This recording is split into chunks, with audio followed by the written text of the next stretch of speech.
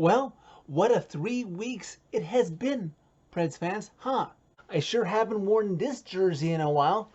I probably won't be wearing it for a while longer now. Unless you've been under a rock today, you must have heard the news by now. Nashville Predators defenseman and fan favorite Ryan Ellis was traded this morning to the Philadelphia Flyers in exchange for defenseman Philip Myers and forward Nolan Patrick.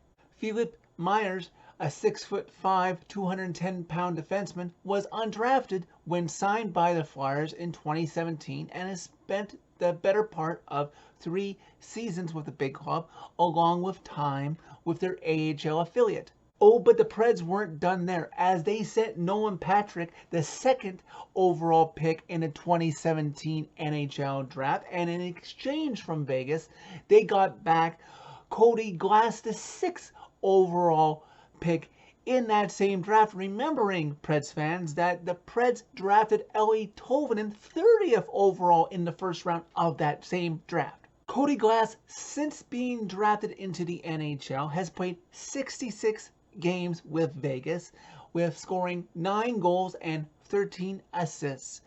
And he's pretty much going to be a reclamation project, you'd have to think, for the Preds, much like Nolan Patrick, the Vegas Golden Knights, hopes to be with them. In a matter of just 3 weeks, if you include Pekka Rinne's retirement into this equation, the Preds have shed $15.5 million from the team's salary from last season, with 2 players being moved and Pax's retirement. David Poile said at his year-end press conference that there would be changes made to this roster, and that appears to indeed be true. There is no word yet as to who the Preds are going to protect and who to expose to Seattle when the expansion draft comes up on Wednesday, but with Ellis being traded, that's one less player with term and seniority on this team that the fan base will have to worry about. I said on Twitter this morning when this trade was announced that David Poile cannot be accused of not being a team guy. He hung on to pieces of this core from that 2017 run, probably a little longer than experts would have thought he should have, and if fans really look in their hearts and use their brains, thought that he probably should have as well. This team didn't do its job time after time after time when given a chance by management, so Poile had to start making changes.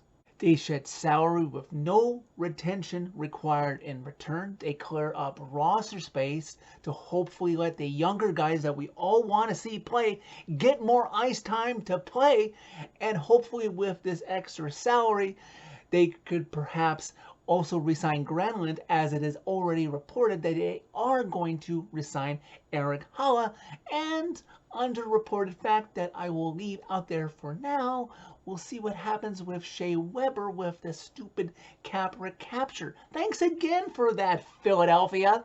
It isn't going to be the same without seeing number 4 patrol the Preds' blue line, but I wish him well in Philadelphia as long as he doesn't play the Preds in a big game. These moves so far should certainly make for some interesting tribute videos when Los Angeles and Philadelphia respectively come back to Nashville next season. Anyways, expansion draft protected lists are supposed to come out from every NHL team except for Vegas, who, if you don't know, aren't getting a share of the expansion fee, so that's why they aren't participating. And we will see once and for all who David Poile has decided to protect and who he has decided to expose. So that's it for this video. Thank you very much for watching. As always, hit like if you like this video, hit subscribe if you really liked it. You can find my social media as always by clicking on the channel name. And hey, Flyers Nation, take care of the bearded wonder for Preds Nation, please.